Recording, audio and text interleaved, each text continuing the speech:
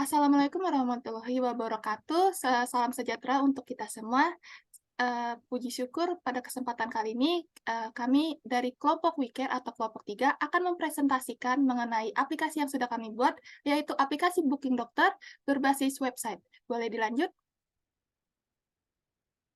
Sebelum itu, perkenalkan kami dari kelompok 3, ada anggota kami yang boleh diperkenalkan dari Abdul Akil. Nama saya Abdul Akil Atalah dengan belakang NIM 005. Nama saya Muhammad Ferry Musyafa dengan NIM belakang 006. Nama saya Pandu Tomo dengan NIM akhiran 007. Dan saya sendiri Jesslyn Moon dengan akhiran NIM 008. Dan terakhir saya Muhammad Rizky dengan akhiran NIM 042. Baik, boleh dilanjut. Pada kesempatan kali ini, ada 4 bagian yang akan kami bahas, yaitu yang pertama adalah pendahuluan, yang kedua landasan teori, yang ketiga pembahasan, dan yang terakhir kesimpulan. Dan terakhir lagi nanti akan ada demo aplikasi yang akan dijelaskan oleh teman saya. Pada yang pertama, yaitu pendahuluan, ada latar belakang. Tentunya kita tahu di era digital saat ini, perkembangan teknologi sangat berkembang dengan pesat. Hampir seluruh kehidupan manusia ini berkaitan dengan perkembangan teknologi. Salah satunya adalah kesehatan.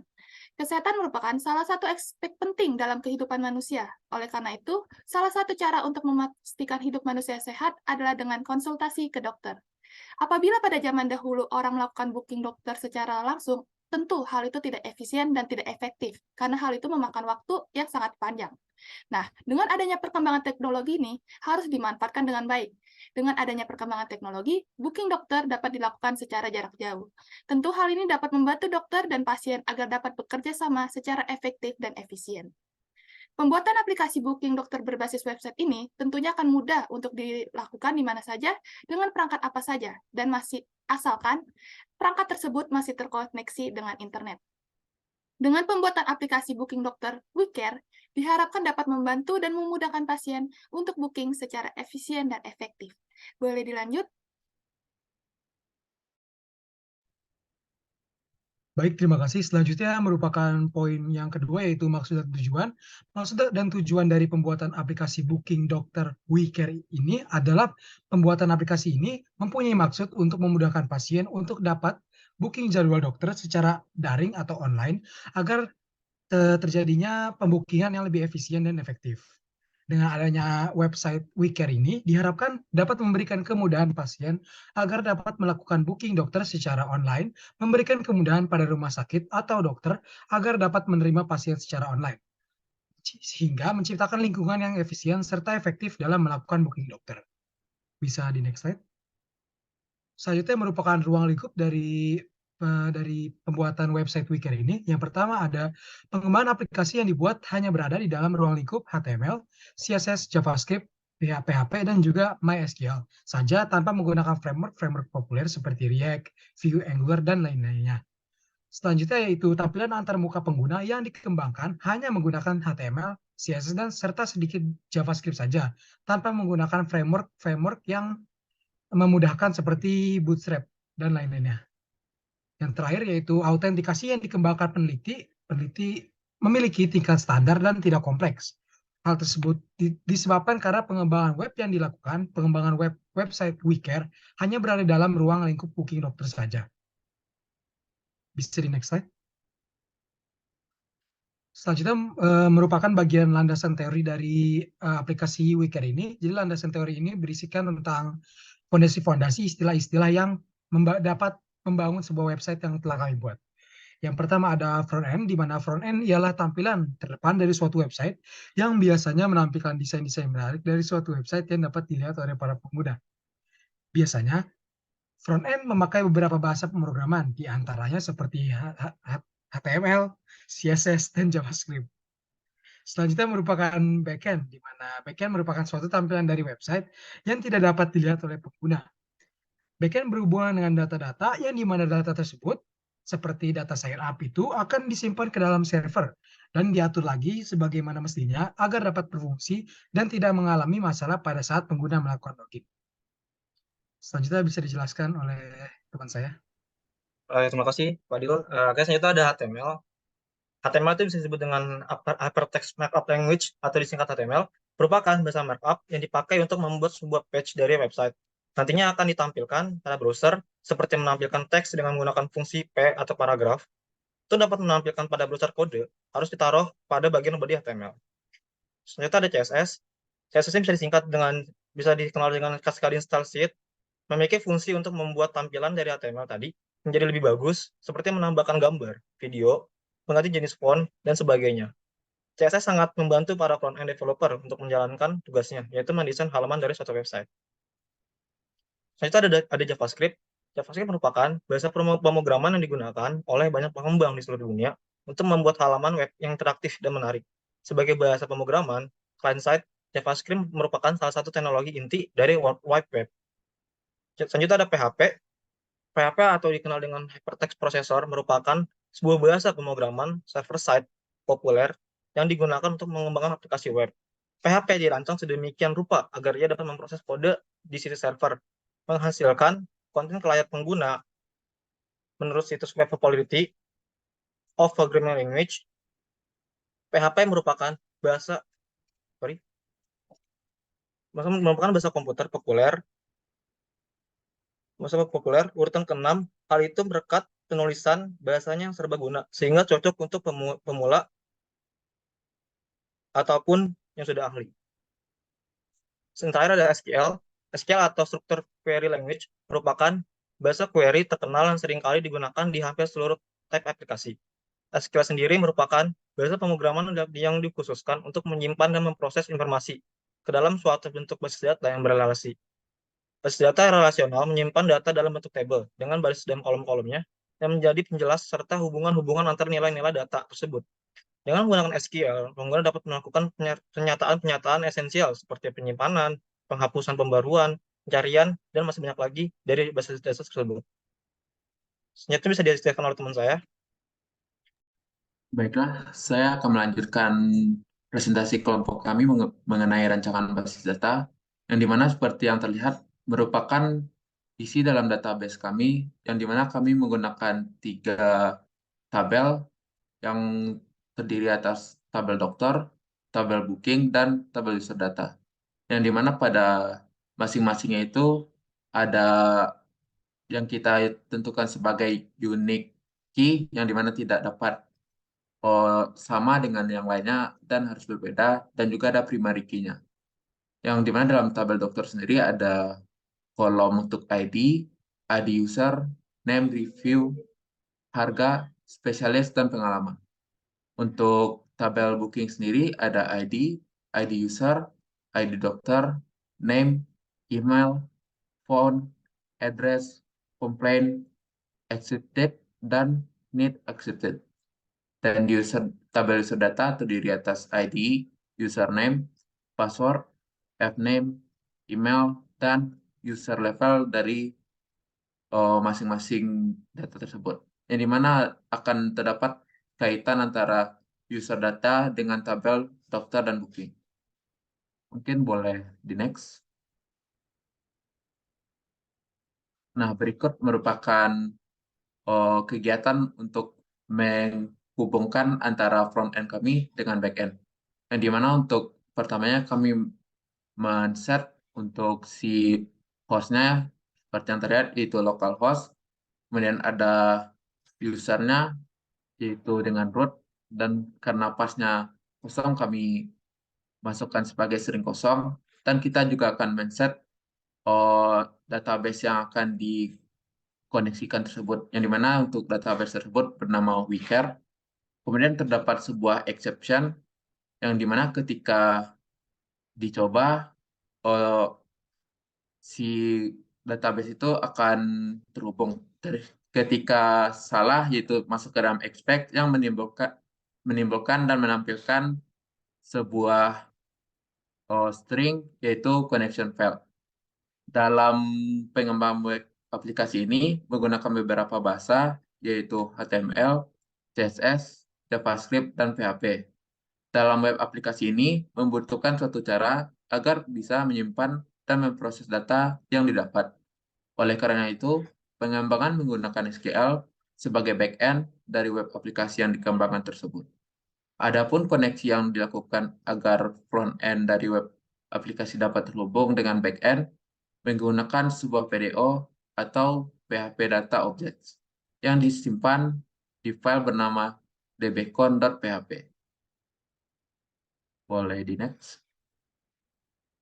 Nah, untuk terakhir ada kesimpulan dari proyek kami, yang dimana pembuatan aplikasi yang menggunakan HTML, CSS, JavaScript, PHP, dan SQL ini mampu mengintegrasikan data-data yang akan digunakan, baik secara front-end maupun back-end.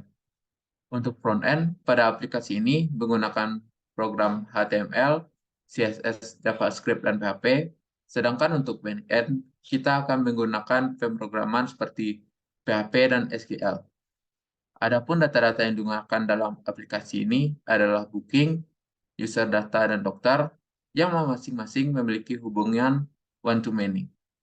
Oleh karena itu, dapat disimpulkan bahwa aplikasi booking dokter, yaitu WeCare, berhasil dan dapat digunakan.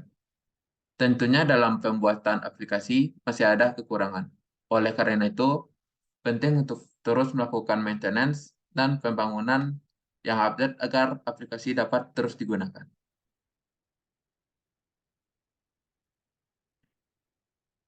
Oke, Selanjutnya ada demo dari aplikasi WeCare kami akan dijelaskan oleh teman saya. selanjutnya saya akan mendemokan aplikasinya. Yang pertama-tama saya screen dulu.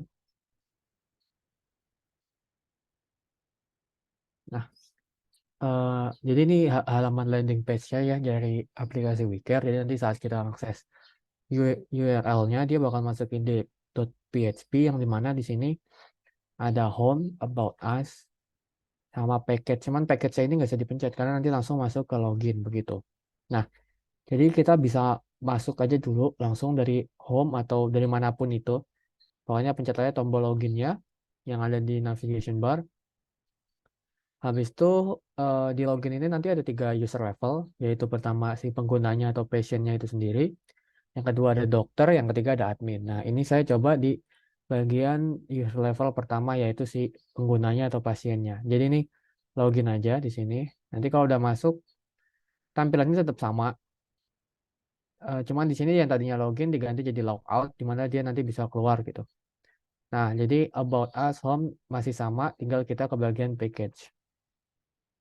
Di bagian package ini kita bisa memesan dokter sesuai yang kita butuhkan. Di sini juga bisa di load more.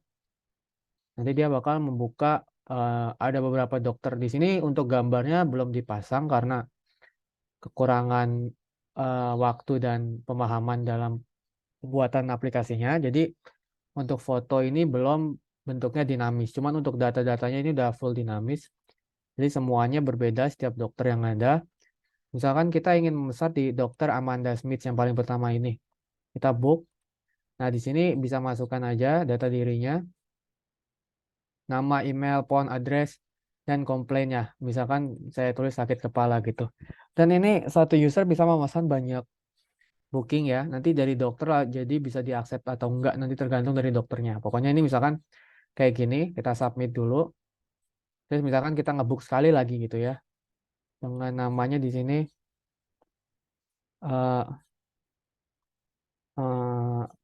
panas dingin gitu aja misalkan. Nah, kalau sudah kita bisa ngelihat hasil bookingnya itu hanya di bagian dokter, di isi pengguna ini nggak bakal bisa melihat.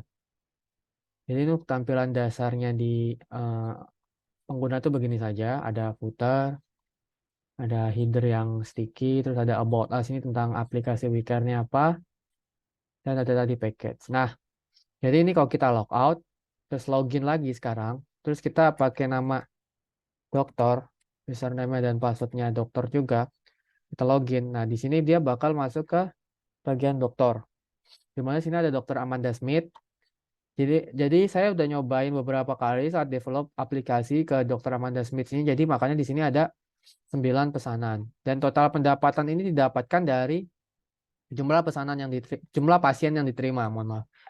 Jadi nanti pasien yang ditolak ini nggak bakal dihitung gitu. Nah, di request patient nanti bakal masuk nih. Kan ada 3 yang belum di accept ya, sakit kepala, dan panas dingin. Misalkan tadi kan kita lihat di dashboard ini yang diterima 4 ya. Ternyata yang sakit kepala 2 ini benar, kita accept aja langsung dua-duanya. Tapi yang panas dingin ini salah. Berarti kita silang gini.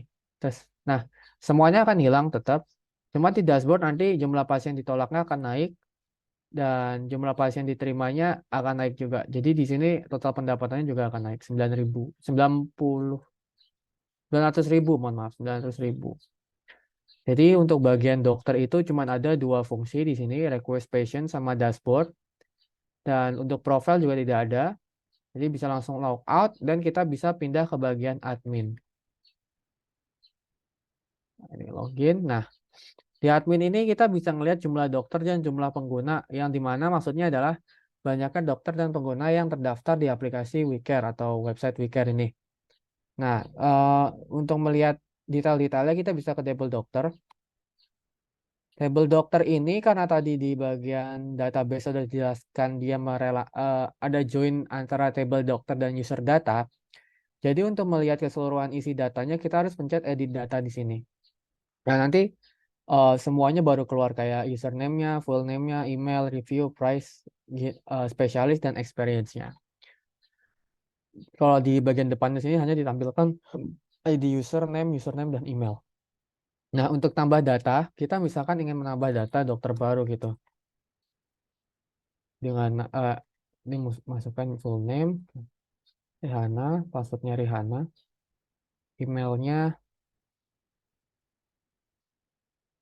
reviewnya ini kita kasih 5 gitu aja dulu. Price-nya ini bisa kita atur dengan angka. Tidak perlu titik koma, jadi langsung aja masukin angkanya berapa, spesialis, penyakit dalam, misalkan, experience 5 tahun. Nah, ini di submit. Nanti kalau di submit, otomatis di table dokter itu bakal nambah di Rihana Dewi paling bawah, begitu. Dan kita bisa diedit langsung ataupun dihapus. Datanya, kalau kita hapus, dia otomatis hilang. Nah, Rihana Dewi udah hilang. Table pasien juga sama, dia bisa ditambah data. Nama pasiennya misalkan Rihana tadi aja, terus passwordnya. Nih, Rihana Dewi, dan user levelnya ini harus diisikan 1. Nah, maksudnya ini adalah user level untuk si pasiennya nanti. Kita submit, nanti kalau udah di table pasien bakal nambah Rihananya ini tadi, dan bisa kita edit, begitu. Dan juga bisa kita hapus juga. Jadi nanti kalau table dokter dan pasien tuh kalau diedit ya, misalkan Jasmui kita jadi Jasmui. Kita ganti jadi Fadil misalkan. Terus passwordnya kita ganti jadi Fadil juga. Full name kita ganti jadi Fadil. Tapi emailnya biarin Jemu aja dulu. Kita submit. Otomatis nanti ini bakal terganti jadi Fadil gitu. Edit data, jadi untuk bagian admin tuh intinya hanya untuk sebagai super admin, di mana nanti misalkan ada suatu kesalahan di data diri pasien atau dokter, dia bisa menghapus, atau misalkan ada dokter yang ingin join ke aplikasi WeCare, dia bisa tambah data, atau kalau misalkan ada dokter yang keluar dari WeCare, dia bisa hapus data. Dan pasien juga sama gitu. Itu untuk demo aplikasinya atau website dari WeCare. Kurang lebihnya mohon maaf. Wassalamualaikum warahmatullahi wabarakatuh. Sekian dan terima kasih.